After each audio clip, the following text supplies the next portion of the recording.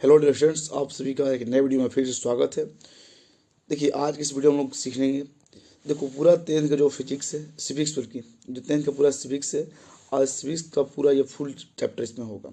ये फुली इसमें नोटिस जो गेस होता है वही गेस का क्वेश्चन कराया गया, और उसमें आपको ऑब्जेक्टिव प्लस सब्जेक्टिव दोनों मिक्स है। तो आई होप इसको देखने के बाद आपका पूरा जो क्वेश्चन है, सारा का सारा क्वेश्चन क्लियर हो जाएगा। तो प्लीज़ इस वीडियो को शुरू से लेकर के अंत जरूर देखिएगा, क्योंकि इसमें आपका ऑब्जेक्टिव प्लस सब्जेक्टिव दोनों क्वेश्चन का सोल्यूशन मिलने वाला है, और वही बिल्कुल अपनी भाषा में और बिल्कुल शॉर्ट में। और हाँ, इस पीडीएफ डाउनलोड करना चाहते हैं तो आप लोग टेलीग्राम चैनल राहुल टिप्स पर जाकर के ज्वाइन हो जाइए, वहाँ पर पीडीएफ उपलब्ध है। ओके, चलिए वीडियो को शुरू करते हैं। देखो, सबसे पहले तो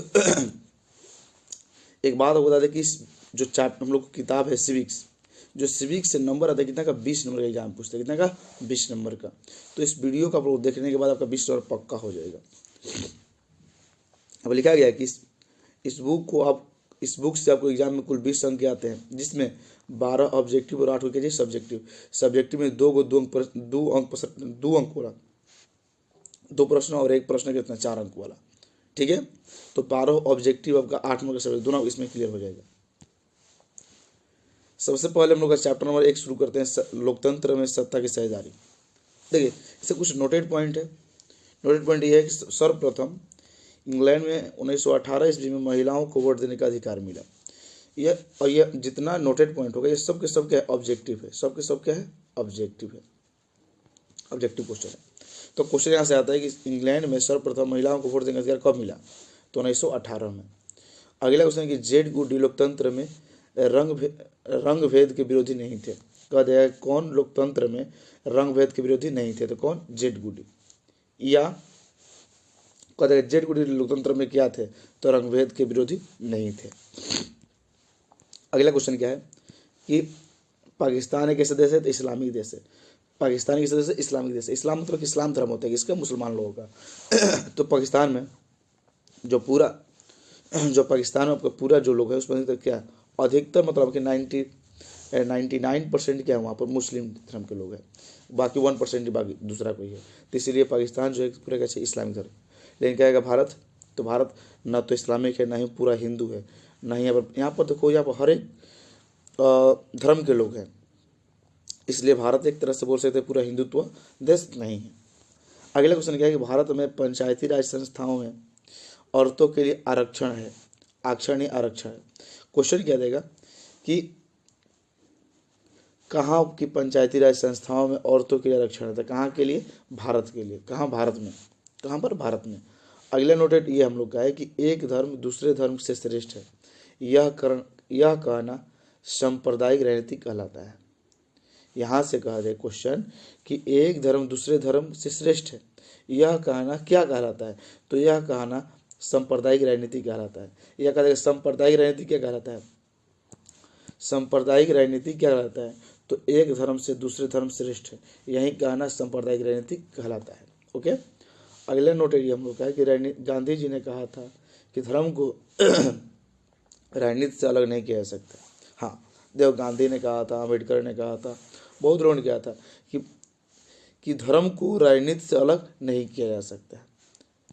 और जिस दिन ये धर्म एक हो जाएगा, उस दिन लोगों का देश का हो जाएगा, विकास हो जाएगा। लोग धर्म के नाम पर, जाति के नाम पर नहीं लड़ेंगे, आपका देश का विकास होना तय हो जाएगा। तो गांधी ने क्या कहा था कि धर्म को राजनीति से अलग नहीं किया जा सकता है। अगला 100 पॉइंट ये है कि राजनीतिक दलों की नींव ब्रिटेन में पड़ी थी। क्वेश्चन यहाँ से देता है कि राजनीतिक दलों की नींव कहाँ पड़ी थी, तो कहाँ पर, ब्रिटेन में। कहाँ पर, ब्रिटेन में।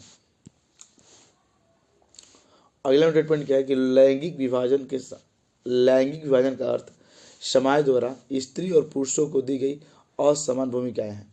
करेंगे लैंगिक विभाजन मतलब क्या होता है, लैंगिक विभाजन के मतलब क्या होता है। कोई आपसे पूछ देगा लैंगिक विभाजन क्या होता है, तो लैंगिक विभाजन यह होता है कि यह स्त्री और पुरुषों को द्वारा दी गई असमान भूमिकाएं, समान भूमिकाएं नहीं, असमान, जो दोनों में असमानता है, वही क्या है, लैंगिक विभाजन है। अगले आप इसका हम पढ़ेंगे 2 मार्क्स का प्रश्न। इसमें 2 मार्क्स के 2 ही प्रश्न आपको निकाला गया है, जो कि बहुत काफ़ी इंपॉर्टेंट है। पहला प्रश्न क्या है हम लोग का कि सामाजिक विभाजनों की राजनीति का परिणाम किन किन चीज़ों पर निर्भर करता है, किन किन चीज़ों पर निर्भर करता है। देखो, सामाजिक विभाजनों की राजनीति का परिणाम जाति, धर्म और लिंग पर निर्भर करता है। यही क्वेश्चन हो गया, आपका आंसर हो गया। ठीक है, आपका क्वेश्चन आएगा 2 मार्क्स का, ये 2 मार्क्स का क्वेश्चन है। ठीक है, कह देगा कि सामाजिक विभाजनों की राजनीति का परिणाम किन किन चीज़ों पर निर्भर करता है। तो सामाजिक विभाजन के राजनीतिक परिणाम जाति, धर्म और लिंग पर क्या करता है, निर्भर करता है। दूसरा क्वेश्चन क्या है इससे कि सांप्रदायिक राजनीति सब क्या समझता है, ये पढ़ें। सांप्रदायिक राजनीति क्या होता है? तो सामाजिक धर्म के आधार पर राजनीति करना, अर्थात एक धर्म को दूसरे से श्रेष्ठ बताकर राजनीति करना सांप्रदायिक राजनीति कहलाता है। जैसे कि अभी माना था कि यूपी में चुनाव है, यूपी में क्या है, चुनाव है, तो वहाँ पर क्या करेंगे कि जो योगी सरकार है वो बोलेंगे कि ये धर्म खराब है, वो धर्म खराब है, उसके धर्म के नाम पर क्या करेगा, लोग मतभेद करेगा और अपने धर्म को श्रेष्ठ बताएगा और उस पर राजनीतिक खेल खेलेगा। तो यह जो क्या है, यही क्या है, सांप्रदायिक राजनीति कहलाता है।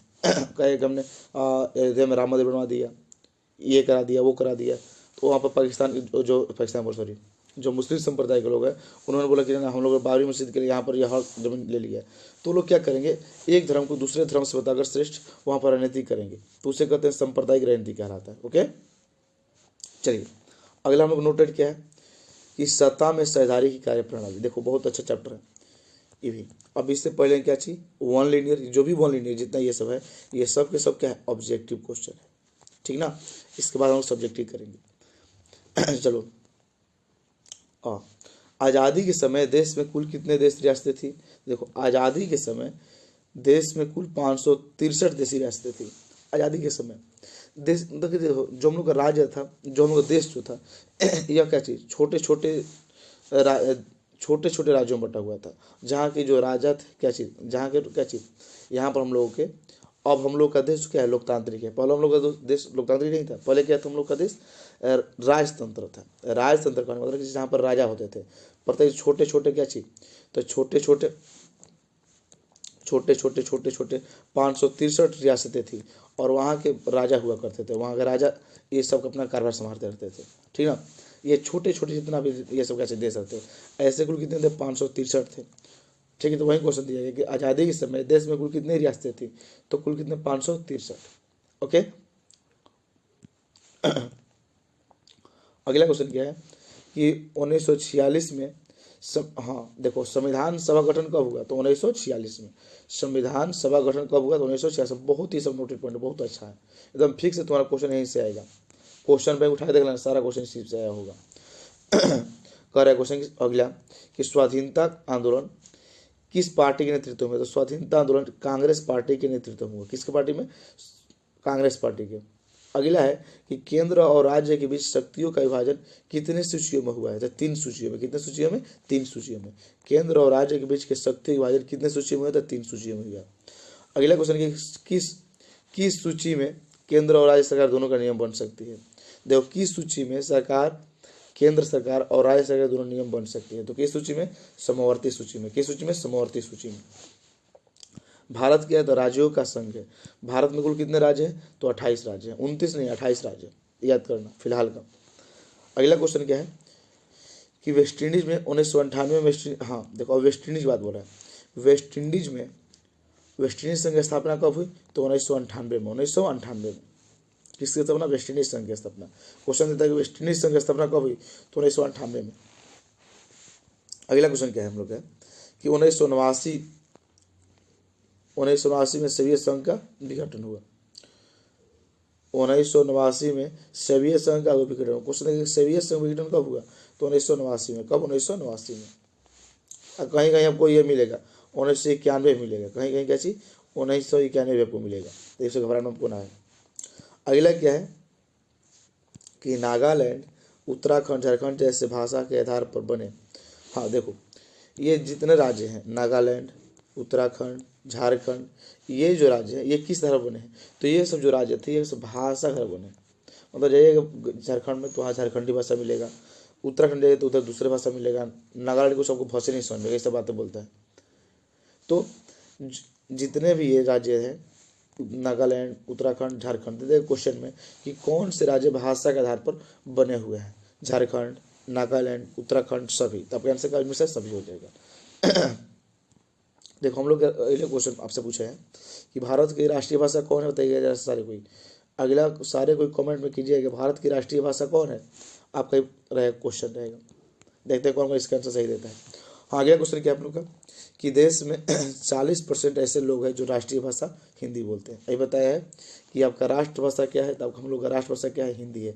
लेकिन ये बड़ी दुख की बात है कि हमारे देश में केवल 40% ही ऐसे लोग हैं जो हिंदी भाषा बोलते हैं। 136 करोड़ की आबादी में केवल 40% ऐसे लोग हैं जो केवल क्या करते हैं हिंदी भाषा का इस्तेमाल करते हैं। अगला, देश में 1970 के दशक के बाद सत्ता के विरुद्ध राजनीतिक पार्टियों के जन आक्रोश फैल गया। हाँ देखो, 1970 के बाद सत्ता के विरुद्ध जो राजनीतिक पार्टियां थी, जैसे कि देखो सत्ता के विरुद्ध किसे बोलते हैं, जैसे कि अभी बिहार में आएंगे बिहार में किस सरकार है, जेडीयू की सरकार है। इसके बीच में कौन रहता है, तो इसके बीच में रहता है आरजेडी रहता है। तो ये जो था, इससे जो पार्टी था आरजेडी की तरह का, इन्होंने क्या चीज जन आक्रोश फैला दिया। कब, 1970 के दशक में, 1970 के दशक में, ठीक ना इसी को आते हैं सत्ता के विरुद्ध राजनीतिक पार्टी। ये सत्ता की पार्टी हो गई, सत्ता की पार्टी, सत्ता के विरुद्ध पार्टी आरजेडी। अगला नोट क्या है कि 1977 में देश में पहली बार कांग्रेस सरकार की जनता पार्टी बनी। 1977 में देश की पहली बार कांग्रेस सरकार की जनता पार्टी बनी। अगला है नोटेड पॉइंट कि बिहार के वैशाली जिले में लिच्छवी गणतंत्र लोकतांत्रिक स्वशासन देखने को मिलता है। हाँ देखो, क्वेश्चन ऐसे ही पूछता है कि लोकतांत्रिक लिच्छवी गणतंत्र कहाँ देखने को मिलता है, तो बिहार के वैशाली जिले में। अगला क्वेश्चन क्या नोटेड पॉइंट है कि गांधी जी के अनुसार भारत की आत्मा कहाँ बसती है, तो गाँव में बसती है। कहाँ पर, गाँव में। गांधी जी के अनुसार नहीं, हर कोई के अनुसार जो भारत की आत्मा है, जो असली भारत है, वह कहाँ बसता है, तो गाँव में बसता है। ठीक है। बलवंत राय मेहता समिति का अनुशंसा आधार पर 2 अक्टूबर 1959 में राजस्थान के नैलोर जिले में पंचायती राज प्रणाली की शुरुआत हुई। यहाँ से क्वेश्चन बहुत बढ़िया से पूछता है कि पंचायती राज प्रणाली की शुरुआत कहाँ से हुई, तो कहाँ से हुई थी बाबू, जरा सा समझेंगे इसको पंचायती राज प्रणाली कहाँ से शुरुआत हुई थी, तो कहाँ से, राजस्थान से। कहाँ से, राजस्थान से। कहाँ से हो, तो राजस्थान से, ठीक ना। पंचायती राज प्रणाली कहाँ से होती है, तो राजस्थान से। यही पूछ देगा कि शुरुआत कब हुई थी, तो 2 अक्टूबर 1959 को। इसके इस समिति क्या नाम था, बलवंत राय समिति। समिति क्या नाम था, बलवंत राय समिति। ठीक है। यहाँ से वो 3 क्वेश्चन पूछेगा कि पंचायती राज प्रणाली की शुरुआत कहाँ से हुई, तो राजस्थान से। कब हुई, तो 2 अक्टूबर 1959 में। और पूछेगा ये कि समिति क्या नाम था जो उन्होंने शुरुआत किया, तो बलवंत राय मेहता समिति। अगला नोट है ये हम लोगों का कि 1959 ईस्वी में आंध्र प्रदेश में ही पंचायती राज प्रणाली की शुरुआत हुई। 1959 में ही आंध्र प्रदेश में पंचायती राज प्रणाली की शुरुआत हुई थी। हाँ, 1959 में आंध्र प्रदेश में भी पंचायती राज प्रणाली की शुरुआत, लेकिन सर्वप्रथम कहाँ हुई थी, तो सर्वप्रथम कहाँ हुई थी, राजस्थान में। राजस्थान में। उसी समय कब हुई थी, कहाँ पर, तो उसी समय कहाँ पर हुई थी, तो आंध्र प्रदेश में। अगला नोट यह क्या हम लोग का कि 1991 ईस्वी में 73वां संविधान संशोधन द्वारा पंचायती राज अधिनियम बनाया गया। हाँ देता हम लोग यहाँ से क्वेश्चन कि पंचायती राज अधिनियम कब बनाए गए, तो 1991 में। और यह कौनवा संविधान संशोधन था, 73वां। कौन सा, 73वां संविधान संशोधन के बाद 1991 में पंचायती राज अधिनियम बनाए गए थे। ठीक ना। एक बात अपने कॉपी में नोट भी कर लेना, जो कि आपके लिए बहुत काफ़ी इंपॉर्टेंट होने वाला है। हालांकि आपको PDF भी मिल जाएगा, टेलीग्राम पर जाकर के ज्वाइन हो जाइएगा, या फिर जितने लोग व्हाट्सअप ग्रुप में भी जुड़े हैं सारे को भी मिल जाएगा। सारे को व्हाट्सअप और टेलीग्राम का लिंक डिस्क्रिप्शन में दिया गया है, वहाँ से करके जुड़ जाइएगा। ठीक है, चलो अगला नोट पॉइंट नंबर क्या है कि 1901 में 73वां संविधान संशोधन इधर हो गया। इसे अनुच्छेद 273 में रखा गया। हाँ, यहाँ से क्वेश्चन पूछते हैं कि पंचायती राज अधिनियम व्यवस्था को किस अनुच्छेद में रखा गया, तो 243वां में, 243वां में पंचायती राज अधिनियम व्यवस्था को कहाँ रखा है, किस अनुच्छेद में, 243वां अनुच्छेद में। ठीक ना। इस संशोधन द्वारा एक अनुसूची बनी जिससे 11वीं अनुसूची जोड़ी गई। इसमें 29 मुद्दों को उल्लेख है। देखो अब पूछा है किस अनुसूची में, कह देगा पंचायती राज अधिनियम किस अनुसूची में, तो 11वीं अनुसूची में। कौन सी? 11वीं अनुसूची में। कह दे कौन सा अनुच्छेद में है, तो अनुच्छेद कहेगा 243वां, 243वां। ठीक ना, इस बात से गौर करिएगा। अगला नोट क्या हम लोग का कि 7,000 की आबादी पर ग्राम पंचायत स्थापना। हाँ, बहुत अच्छा क्वेश्चन है, यहाँ पर बहुत बढ़िया क्वेश्चन आता है। क्वेश्चन आता है कि कितनी आबादी पर ग्राम पंचायत की स्थापना होती है, तो कितनी? 7,000 की आबादी पर ग्राम पंचायत की स्थापना होती है। एक वार्ड की स्थापना कितना होती है, तो 500 की। ठीक है ना, एक वार्ड की स्थापना कितना होती है, तो 500 की। और ग्राम पंचायत कितना पर, तो 7,000 पर। कितना पर? 7,000 पर। अभी जो ग्राम पंचायत चुना हुआ था वहाँ पर देखना कि एक पंचायत में लगभग कम से कम 7,000 वोट थे। कितने? 7,000। और एक पंचायत कम से कम कितना वोट होता है, 500 वोट होते हैं। ठीक है ना। अगला क्या है कि ग्राम पंचायत का प्रधान कौन होता है, मुखिया होता है। सबको पता है कि ग्राम पंचायत का प्रधान कौन होता है, मुखिया होता है। अब इस वर्ष 2006 से ही बिहार पंचायती राज चुनाव में महिलाओं को 50% सीट आरक्षित कर दी गई है। क्वेश्चन दिया कि बिहार में कितने परसेंट महिलाओं के लिए सीट आरक्षित है, तो कितने प्रतिशत? 50%। कितने? 50% महिलाओं के लिए सीट आरक्षित है। यानी कि बिहार की जो चुनाव होगा पंचायती राज चुनाव, उसमें आपका 50% जो महिला की सीट रहेगा, उसमें कितना परसेंट? 50% महिलाओं का सीट रहेगा। उसके बाद मुखिया या उप मुखिया अपना त्याग पत्र पंचायती राज पदाधिकारी को दे सकते हैं। जिससे कि ये समस्या का उत्पन्न होती है। मान लो कोई मुखिया है, उसको करेंगे हमको अपने पद से क्या इस्तीफा देना है, या कोई उप मुखिया है, उन लोग को अपने पद से इस्तीफा देना है, तो वो लोग चाहेंगे कि हम अपना इस्तीफा कहाँ दे सकते हैं, तो वो लोग देते हैं पंचायती राज पदाधिकारी को। किसको? पंचायती राज पदाधिकारी को। ये कहाँ होते थे? ब्लॉक में आपके होते हैं। ठीक है। अगला क्वेश्चन क्या है कि ग्राम पंचायत के सदस्य या वार्ड सदस्य 2/3 बहुमत से मुखिया या उप मुखिया के विरुद्ध अविश्वास प्रस्ताव पारित उसे हटा सकता है। देखो यहाँ से क्या बात कही है। जैसे मान लो जो गांव में आपके जो मुखिया हैं, जब गांव की मुखिया हैं वो काम नहीं कर रहे हैं, उसको हटाना है। उसको क्या करना है? हटाना है। तो देखो जो आपके ग्राम पंचायत जो सदस्य हैं, जैसे मान लो कि आपके गाँव जो पंचायत है उसमें 7 गो वार्ड है, 7 नहीं मान लो, इसमें 14 वार्ड है। कितना? 14 नहीं, 15 वार्ड है। कितना मान लेते? 15 वार्ड है। ये 15 वार्ड टोटल है। और ये चाहते हैं कि ना मुखिया काम नहीं, इसको हटाया जाए। तो इसका अगर 2/3 कितना? 2/3 यानी 15 का 2/3 करेंगे तो 2/3 2/3 5 15 5 दूनी के 10। अगर 10 वार्ड चाह जाएंगे तो मुखिया को हटा सकते हैं। क्या करेंगे? तो अपना वो लोग अविश्वास प्रस्ताव क्या करेंगे, लेकर पंचायती पदाधिकारी को देंगे, और उसके बाद इनको अपने पद से मुखिया को हटना पड़ेगा। आपको जानना ही जरूरी है, क्योंकि देखो ये हम लोग का ये आम लोग की हर एक बात है। तो आप लोग जो पंचायत, अगर जो भी पंचायत हो, पंचायत मुखिया काम नहीं कर रहा है, तो पंचायत के जो वार्ड है, जो बीडीसी हैं, जितने सदस्य हैं, उस सदस्य का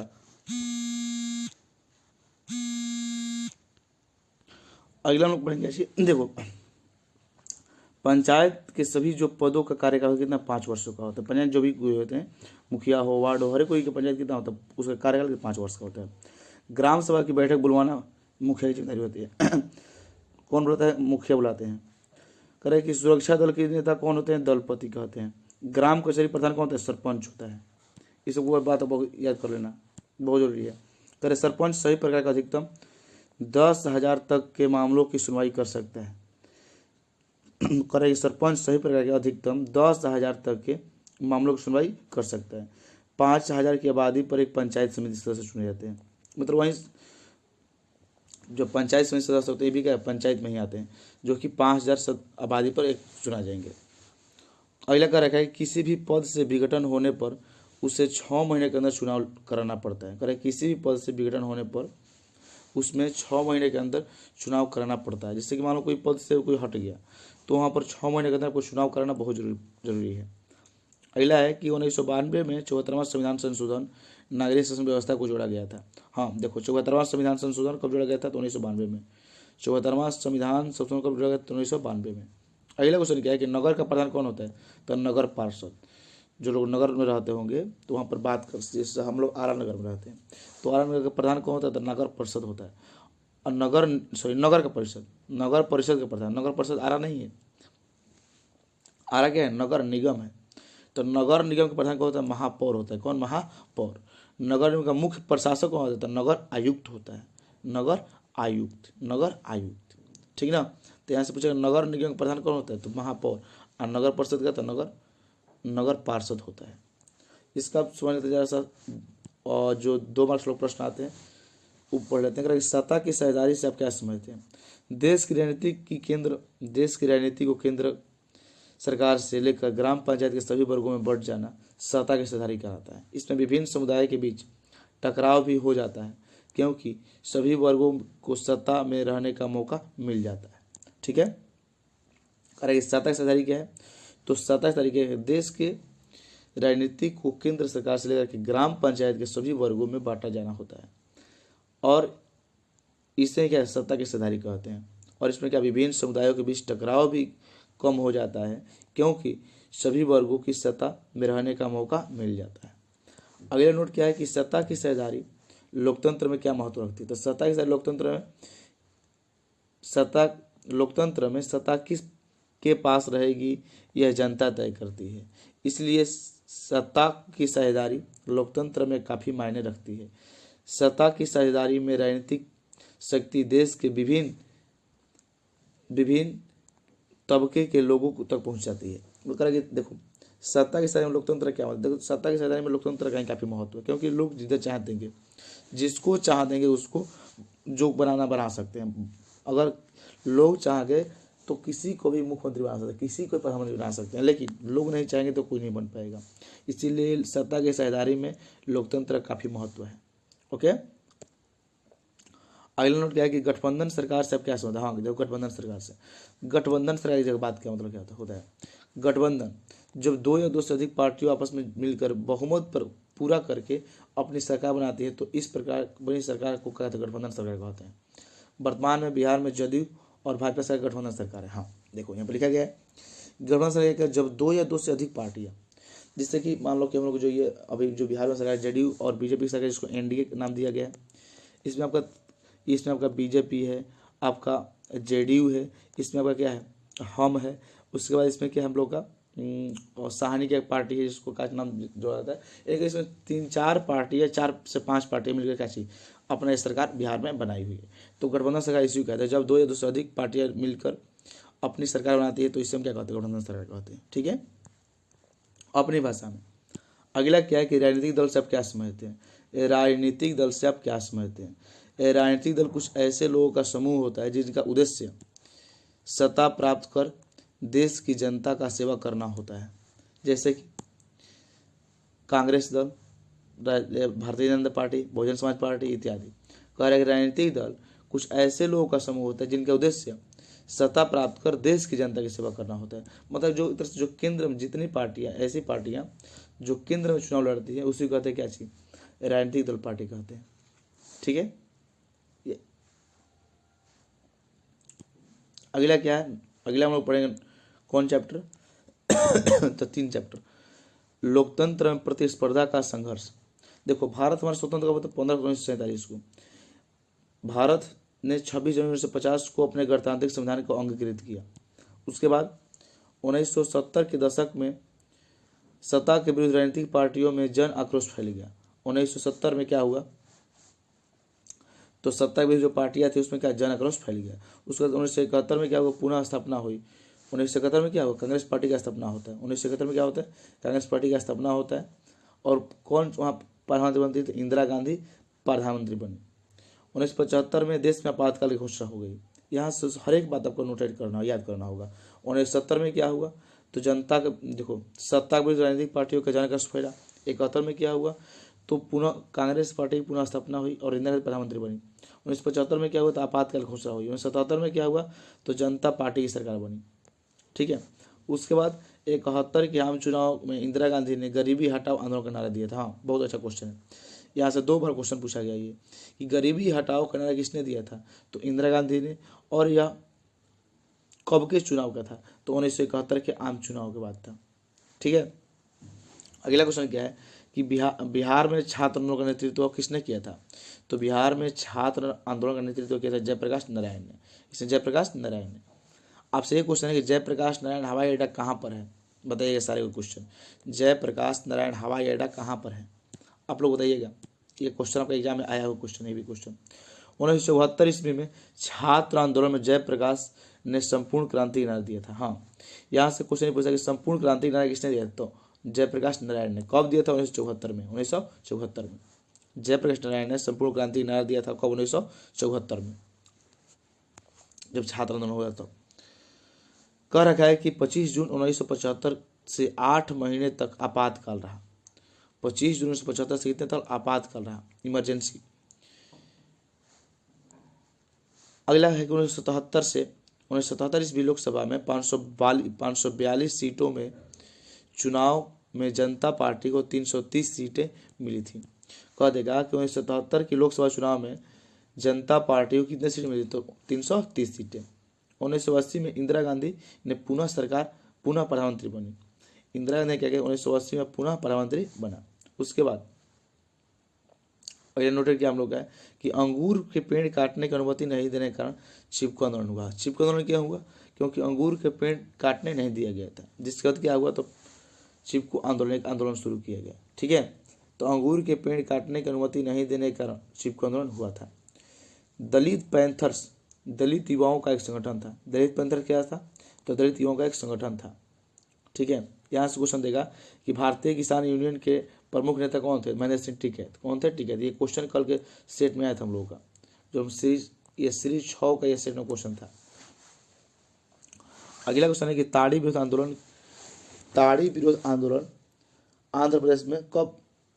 आंध्र प्रदेश 1993 में नेल्लोर जिले के टुआगंटा गांव में हुआ था। देखो, ताड़ी विरोध आंदोलन कहाँ हुआ था और कब हुआ था? तो ताड़ी विरोध आंदोलन की शुरुआत कहाँ थी? आंध्र प्रदेश से हुई थी। किस गांव से? तो टुआंगटा गांव से। कब हुआ था? तो 1993 में। यह किस जिले में पड़ता था? नेल्लोर जिले में। अगला हम पढ़ेंगे नर्मदा घाटी परियोजना। नर्मदा घाटी परियोजना से किसको लाभ होता है? तो देखिए, नर्मदा घाटी परियोजना से गुजरात, महाराष्ट्र और मध्य प्रदेश को लाभ होता है। अगला हम लोग नोटेड यह है कि सूचना के अधिकार का आंदोलन 2005 में राष्ट्रपति द्वारा स्वीकृत की गई थी। सूचना के अधिकार का आंदोलन 2005 में राष्ट्रपति द्वारा स्वीकृत की गई थी। उसके बाद नेपाल में क्या हुआ? तो 1990 के दशक में यह कायम हुआ। नेपाल में लोकतंत्र कब कायम हुआ? तो 1990 के दशक में। नेपाल में सर्वदलीय गठबंधन लोकतंत्र की स्थापना के लिए नेपाल में सर्वदलीय गठबंधन लोकतंत्र की स्थापना की। क्वेश्चन क्या पूछेगा हम लोग यहाँ से? नेपाल में किसने लोकतंत्र की स्थापना की? तो किसने? तो सर्वदलीय गठबंधन। किसने? सर्वदलीय गठबंधन है।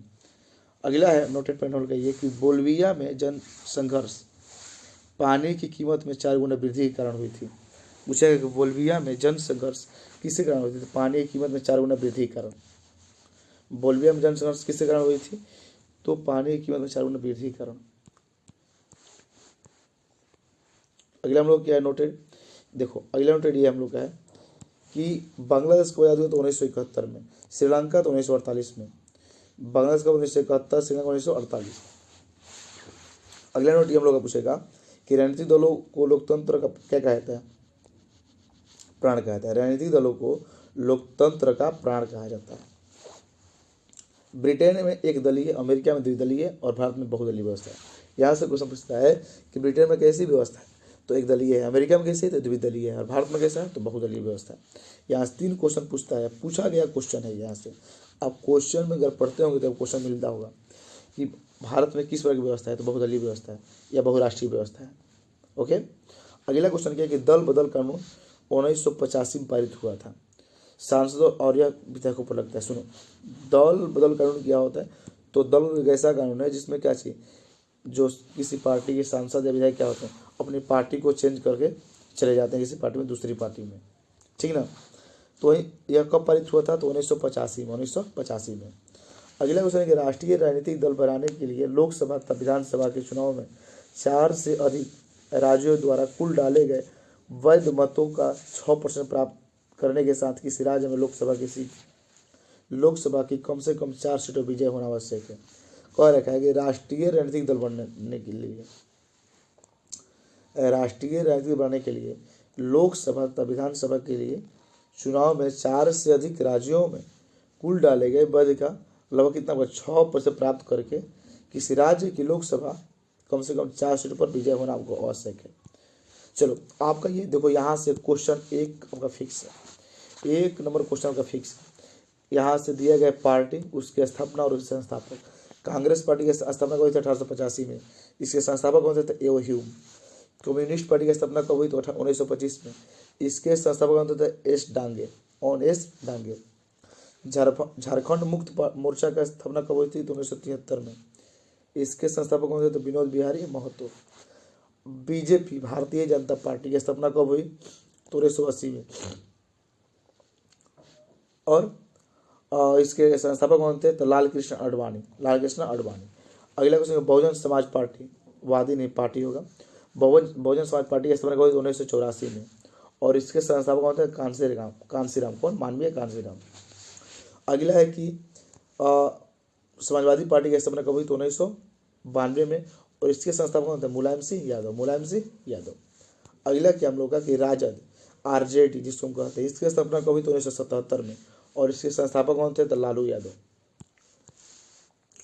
अगला जेडीयू की स्थापना कब हुई? तो 1999 में। और इसके संस्थापक कौन थे? शरद यादव। राष्ट्रीयवादी कांग्रेस की स्थापना कब हुई? तो 1999 में। और इसके भी कौन थे? शरद पवार। लोजपा के स्थापना कब हुई? तो 2000 में। और इसके संस्थापक कौन थे? तो रामविलास शर्मा, जो कि मर चुके हैं। अगला है कि आम जनता पार्टी की स्थापना, जिसको कहते हैं आम आदमी पार्टी, इसको कहा जाता है। आम आदमी पार्टी की स्थापना 2012 में हुई थी, जिसके संस्थापक कौन थे? केजरीवाल थे। और वो दिल्ली के अभी मुख्यमंत्री फिलहाल में है। अब चलो क्वेश्चन से करते हैं यहाँ से हम लोग। देखिए, कह रहे क्वेश्चन कि बिहार में हुए जन आंदोलन का प्रमुख कारण क्या था? देखो, बिहार में जो आंदोलन हुआ था, जो छात्र आंदोलन, उसका प्रमुख कारण क्या था? बेरोजगारी, भ्रष्टाचार और फसलों की कीमत में कमी या और अन्य वस्तु कीमतों में तेजी हो रही थी। इसी कारण बिहार में छात्र आंदोलन हुआ था। तो क्वेश्चन यही पूछा गया क्वेश्चन कि बिहार में हुए छात्र आंदोलन क्या कारण था? तो बिहार में हुए छात्र आंदोलन कारण क्या था? तो बेरोजगारी, उसका भ्रष्टाचार और फसलों की कीमत में कमी और अन्य वस्तुओं की कीमत में तेजी से वृद्धि हो रही थी। यही उसका मुख्य कारण था। अगला क्वेश्चन क्या है कि चिपको आंदोलन का प्रमुख उद्देश्य क्या था? देखो, चिपको आंदोलन क्या है, यह क्वेश्चन अलग हो गया है। लेकिन चिपको आंदोलन का प्रमुख उद्देश्य क्या था? तो चिपको आंदोलन का प्रमुख उद्देश्य क्या था? तो चिपको आंदोलन का प्रमुख उद्देश्य था कि सरकार एवं वन विभाग से खेती बाड़ी के औजार बनाने के लिए अंगूर के पेड़ काटने की अनुमति लेना था। यही उसके क्या चीज प्रमुख उद्देश्य था। चिपको आंदोलन का प्रमुख उद्देश्य क्या था? तो चिपको आंदोलन का प्रमुख उद्देश्य था सरकार एवं वन विभाग से खेती बाड़ी के औजार बनाने के लिए अंगूर के पेड़ काटने से अनुमति लेना था। अगला क्वेश्चन कि भारतीय किसान यूनियन की प्रमुख मांगे क्या थी? भारतीय यूनियन किसान की प्रमुख मांगे क्या थी? देखो, भारतीय किसान यूनियन की प्रमुख मांगे क्या थी? तो गन्ने और गेहूं की सरकारी मूल्य में वृद्धि कराना, समुचित दर पर गारंटी युक्त बिजली आपूर्ति कराना और किसानों से बकाया कर्ज माफ कराना तथा किसानों के लिए पेंशन योजना की प्रावधान करना। देखो, क्वेश्चन बहुत अच्छा है, ये क्वेश्चन मार एकदम बहुत इंपॉर्टेंट है। क्वेश्चन कि भारतीय किसान यूनियन की प्रमुख मांगे क्या थी? तो भारतीय किसान यूनियन की प्रमुख मांगे क्या थी? तो गेहूं और गन्ने के सरकारी मूल्य में वृद्धि कराना, समुचित दर गारंटी करना या फिर और गारंटी युक्त बिजली आपूर्ति कराना और किसानों की बकाया कर्ज को माफ करना। यही किसानों की प्रमुख मांगे थी। अगला क्या हम लोग है कि सूचना के अधिकार आंदोलन के प्रमुख उद्देश्य क्या था? तो सूचना के अधिकार के आंदोलन का प्रमुख उद्देश्य था कि किसी सरकारी कामकाज का सटीक जानकारी नागरिकों को देना। और इसकी शुरुआत सर्वप्रथम राजस्थान में 1905 में हुई थी। सूचना के अधिकार जो आंदोलन हुआ था, उस प्रमुख उद्देश्य क्या था? तो सूचना के अधिकार का प्रमुख आंदोलन था, उद्देश्य था कि जो सरकारी कामकाज है उसको सटीक जानकारी नागरिकों को देना। किसको? नागरिकों को देना। और इसका शुरुआत राजस्थान से हुई थी। कब? 2005 में। अगला क्वेश्चन है कि राजनीतिक दल की परिभाषा दे। राजनीतिक दल क्या होता है? तो राजनीतिक दल क्या है? व्यक्तियों का ऐसा समूह।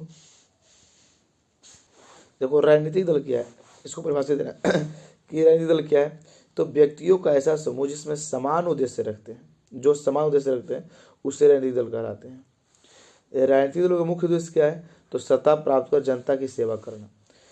तो आज के ऐसे बहुत कम राजनीतिक दल हैं कि जो जनता की सेवा कर रही है। इसका अलग परिभाषा यही होता है कि एक व्यक्ति को ऐसा समूह जो समान उद्देश्य रखते हैं, मतलब कि वो हिंदू है तो उतना ही उसको वैल्यू, जो मुसलमान है उसको उतना ही वैल्यू, उसी को कहते हैं राजनीतिक दल कहते हैं। और उसको क्या मुख्य उद्देश्य उसे क्या होता है, तो लोगों की सेवा करना। अगला क्या कि दल बदल कानून क्या है, पढ़ाएं। दल बदल कानून है उन सांसदों विधायकों पर अंकुश लगाते हैं जो चुनाव जीतने के बाद किसी दूसरे पार्टी कांग्रेस में शामिल होना चाहते हैं। यह कानून 1985 के संविधान संशोधन 52वां में संशोधन हुआ था। कह रहा है, सुनिए ध्यान से, कि दल बदल कानून क्या होता है। तो दल बदल ऐसा कानून है जिससे कि आप लोग देखेंगे कि कोई पार्टी, इसे मान लें कि यहाँ पर समझिए, इसको अपनी भाषा में समझेंगे। यहाँ पर बीजेपी है, यहाँ पर क्या है, आरजेडी है, ठीक है, दो पार्टियाँ हैं। और एक छोट मोट और पार्टियाँ हैं जिसे मान लेते हैं जेडीयू, मान लेते हैं जेडीयू पार्टी है। बीजेपी जो है यह क्या कर रही है, तो ये हम लोग का इसका टोटल मान के 145 वोट है। कितना, सॉरी गलती हो गई हम लोग का, ये बीजेपी है, बीजेपी और ये आरजेडी।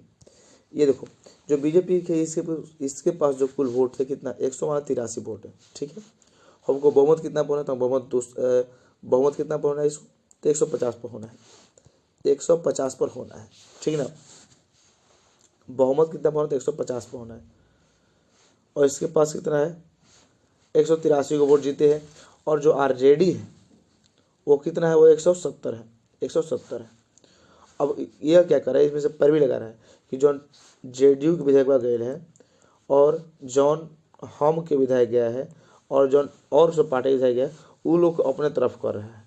तो वो लोग अगर इसके तरफ जाएंगे तो क्या हो जाएगा, इसके पार्टी क्या हो जाएगी, अपना बन जाएगी। यानी कम से कम आपको इससे अधिक लाना होगा। यहाँ हम लोग गलती लिखा है, हालांकि 180 होना चाहिए, 180 होना चाहिए।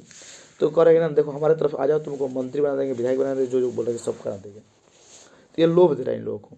तो अगर ये विधायक अगर इधर जाएंगे, अगर ज्यों ही और या आरजेडी में जाएंगे, तो उनकी सत्ता क्या हो जाएगी, खत्म हो जाएगी। क्या हो जाएगी, खत्म। कब, जब इनकी सरकार नहीं बनती है तब। अगर 14 विधायक चले गए इसमें, अगर 14 विधायक चले गए तो इनकी सत्ता बन जाएगी, सरकार बन जाएगी। या फिर कम से कम इससे अधिक होनी चाहिए, 183 से अधिक होनी चाहिए। दोनों में आपको आरजेडी क्या होनी चाहिए, अधिक होनी चाहिए। तो अगर मान लेते हैं कि गई कोई विधायक गया और वो भी जो आरजेडी जो सरकार है वो नहीं बनी, तो क्या होगा, तो जितने विधायक गए थे उन लोगों की सत्ता क्या हो जाएगी, वो खत्म हो जाएगी। वही क्या है, दल बदल कानून है। दल बदल कानून उन सांसदों और विधायकों पर अंकुश लगाते हैं जो चुनाव जीतने के बाद किसी दूसरी पार्टी में शामिल होने के चाहते हैं, उसे क्या कहते हैं, दल बदल कानून कहते हैं, ठीक है ना। दल बदल ऐसा कानून है जो कि सांसदों विधायकों पर अंकुश लगाते हैं जो चुनाव जीतने के बाद किसी दूसरे पार्टी में शामिल होना चाहते हैं। यह जो ये कानून है, यह कब लागू किया गया था, तो 1985 में, ठीक है। अब हम लोग पढ़ेंगे जरा सा चैप्टर 4 की जो नोटेड पॉइंट है, पढ़े थे लोकतंत्र की उपलब्धियाँ। लोकतंत्र की उपलब्धियाँ क्या है, भारत विश्व का सबसे बड़ा लोकतांत्रिक देश है। दुनिया के लगभग 100 देशों में लोकतंत्र है। कितने देशों में, 100 देशों में। लोकतंत्र में फैसले किसी व्यक्ति विशेष द्वारा नहीं लिए जाते बल्कि सामूहिक सहमति के आधार पर लिए जाते हैं। लोकतंत्र में फैसले किसी व्यक्ति विशेष द्वारा नहीं लिए जाते हैं बल्कि सामूहिक सहमति के आधार पर लिए जाते हैं, ठीक ना। अगला क्या नोटेड इसका है कि लोकतांत्रिक शासन वाले देश विकास दर तानाशाही शासन वाले कम कर रखा है कि लोकतांत्रिक शासन वाले देश की विकास दर तानाशाही शासन वाले से कम होती है। लोकतांत्रिक शासन वाले देश की विकास दर जो है तानाशाही शासन वाले विकास क्या होती है, कम होती है तानाशाही वाले से, ठीक ना। अगला हमको लास्ट ये है लोकतंत्र में चुनौतियाँ। लोकतंत्र में चुनौतियाँ, अमेरिका के राष्ट्रपति अब्राहम लिंकन के अनुसार अब्राहम लिंकन ने क्या कहा था कि लोकतंत्र जनता के लिए और जनता के द्वारा चलाया गया शासन है। जनता के लिए और जनता को चलाया गया शासन है। यह किसने कहा था नारा, तो अब्राहम लिंकन ने कहा था, जो कहाँ रहा था, अमेरिका का रहने वाला था। भारत में लगभग कितना मतदाता है, तो लगभग भारत में कितना 73 करोड़ मतदाता है। अगला आता है कि माओवाद पार्टी कहाँ की है, तो नेपाल की। कहाँ की? नेपाल की। करे कि टोनी ब्लेयर कहाँ के थे, तो उत्तरी आयरलैंड के थे। कहाँ के? उत्तरी आयरलैंड के। अगला नोटेड क्या है कि अलेक्जेंडर हैमिल्टन ने क्या कहा था। अलेक्जेंडर हैमिल्टन ने कहा था कार्यपालिका में ऊर्जा होनी चाहिए तो विधायिका में दूरदर्शिता, जबकि न्यायपालिका में सत्य की प्रतिष्ठा, सत्य के प्रति निष्ठा और स्वयं होनी चाहिए। देखो कह रखा है कि अलेक्जेंडर ने क्या कहा था, तो कार्यपालिका में ऊर्जा होनी चाहिए तो विधायिका में दूरदर्शिता, जबकि न्यायपालिका में सत्य के प्रति निष्ठा और स्वयं होनी चाहिए। तो यहाँ से क्वेश्चन नहीं पूछता है, है कि ये आपको बाद जब पूछता है किसने बोला था, तो किसने कहा था? अलेक्जेंडर हैमिल्टन ने कहा था। अगले क्वेश्चन की 15वीं लोकसभा चुनाव में यूपीए को कितने सीटें मिली? यूपीए को कितने सीटें मिली? कितने? 265 सीटें। 265 सीटें। अगला क्वेश्चन कि 15वीं लोकसभा चुनाव के बाद महिलाओं की भागीदारी कितना अधिक हो गई? तो 10% अधिक हो गई। संसद में महिलाओं को कितना प्रतिशत आरक्षण का बिल पारित नहीं हो सका? तो 33%। कितना? 33% आरक्षण देने का बिल पारित नहीं हो सका। अगला क्या है कि लोकतंत्र की सफलता विवेकपूर्ण सहभागिता पर निर्भर करती है। क्षेत्रवाद की भावना कुपरिणाम क्या है? अलगाववाद है। देखो यहाँ से क्वेश्चन क्या पूछा, क्षेत्रवाद की भावना क्या है? अलगाववाद है। क्या है? अलगाववाद है। अब परिवारवाद क्या है, समझेंगे जरा सा। परिवारवाद क्या है, तो जब किसी राजनीतिक पार्टी में एक ही परिवार के लोगों को बार बार पार्टी का अध्यक्ष बनाया जाता है, तो उन्हें ही चुनाव का टिकट दिया जाता है, तो इसे हम परिवारवाद कहते हैं। जैसे कि आप लोग देखेंगे बिहार में जो आरजेडी है, आरजेडी की देखेंगे क्या चीज़, तो इनके सब परिवार के ही जितने भी अधिकतर लोग देखेंगे तो तेज प्रताप, उनकी एक बहन है, ये सब के सब क्या चीज़? परिवारवाद है। सब के सब क्या है? विधायक बनते हैं, टोटल विधायक हैं। तो यही क्या परिवारवाद कहलाता है। जब के परिवार के ही लोगों को केवल टिकट दिया जाएगा तो उसे परिवारवाद कहलाता है। अगला क्वेश्चन क्या है कि लोकतंत्र से आप क्या समझते हैं? लोकतंत्र एक शासन व्यवस्था है और यह अमेरिका के राष्ट्रपति के अनुसार लोकतंत्र जनता के लिए और जनता के द्वारा चलाया गया शासन होता है। इसमें जनता के अपनी मत के अनुसार अपनी सरकार चुनना होता है। यही क्या लोकतंत्र कहलाता है। ठीक है। अगला क्वेश्चन, आतंकवाद लोकतंत्र के लिए चुनौती है कैसे? आतंकवाद लोकतंत्र की चुनौती कैसे के? तो आतंकवाद लोकतंत्र की चुनौती है क्योंकि आतंकवाद का मुख्य उद्देश्य शांति को भंग करना, जबकि लोकतंत्र का उद्देश्य शांति बनाए रखना। जबकि आतंकवादी गतिविधियां बढ़ती है, लोगों को लोकतंत्र के प्रति विश्वास कम होता जाता है, अतः ऐसा कहना उचित हो कि आतंकवाद लोकतंत्र के लिए एक चुनौती है। ठीक है। देखो आतंकवाद जो है लोकतंत्र को क्या करता है, उसमें शांति को भंग करता है, यानी अशांति फैलाने का कार्य करता है। और जो लोकतंत्र क्या चाहिए, तो यह इनका उद्देश्य है कि लोगों में शांति बनाए रखना। तो इसीलिए क्या चाहिए, एक जब आतंकवाद गतिविधियाँ बढ़ती है तो लोकतंत्रों की गतिविधि के प्रति विश्वास कम हो जाता है। मतलब जब आतंकवाद बढ़ जाएगा तो लोकतंत्र मतलब सरकार के खिलाफ हम लोग क्या हो जाएंगे, विश्वास कम हो जाएगा। अतः ऐसा कहना उचित होगा आतंकवाद लोकतंत्र के लिए एक चुनौती है। तो हम लोग देखो सिविक्स पूरा खत्म हो गया। आपका जो सिविक्स से क्वेश्चन आएगा इसी से सारा का सारा क्वेश्चन आएगा। तो आई होप आपको ये वीडियो बहुत अच्छी लगी होगी। अगर अच्छी लगी होगी तो अपने दोस्तों को जरूर वीडियो शेयर कीजिएगा। और हाँ, चैनल पर पहली बार आए तो यार सब्सक्राइब करके जाना और एक वीडियो को ज़रूर लाइक कर देना। और हाँ, एक बार आपको बता दें कि अगर आप टेलीग्राम से नहीं जुड़े हैं तो दरअसल टेलीग्राम भी यहीं आपका है और यूट्यूब आपका यहीं है। और तो हमें फॉलो कर सकते हैं इंस्टाग्राम पर भी और फेसबुक पेज पर भी। सारे का नाम राहुल टीच है, सारा का सारा है। ज़रूर दोस्तों, आपसे ये उम्मीद है कि आप जरूर वीडियो को शेयर करेंगे, लाइक करेंगे और चैनल को सब्सक्राइब करेंगे। मिलते हैं अगले वीडियो में, तब तक सभी को जय हिंद,